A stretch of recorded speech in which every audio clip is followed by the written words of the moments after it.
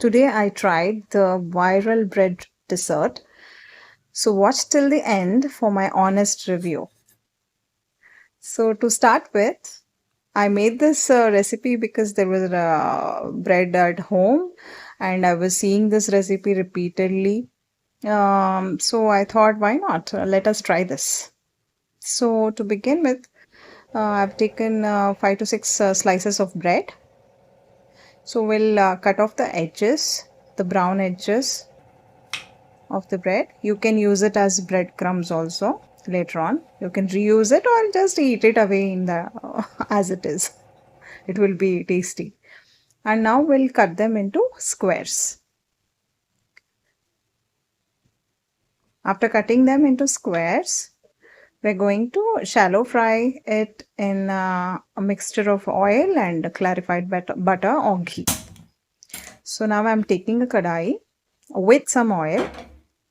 I'm using sunflower oil here. If you add groundnut oil, it may give its flavor. That's why I'm using sunflower oil and some ghee to it. I'm adding some ghee to it. Now once it's hot enough, we are going to shallow fry the slices of bread, which I've cut into squares. So we have to keep flipping it so that they get evenly fried and good golden brown color. They should turn into good golden brown color. And now we are taking them out. We are looking this is actually very tasty to eat at this stage itself. I like the bread there itself. Now I'm taking 2 tablespoons of custard powder and adding some cold milk to it, or room temperature milk. And now I'm mixing it to make a slurry. So now we will take half a liter of milk, and I've kept it to boil. Once it's boiled nicely, now we are adding sugar to it. Add sugar as per your taste. And once it comes to a boil, now we'll add the custard powder slurry to it.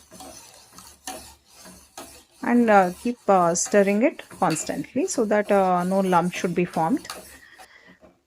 So once it cooked properly, now we can leave it to cool down. See, now it's boiling. Once it's cooled down, we are arranging the dessert. Like first layer, I'm putting of the custard milk.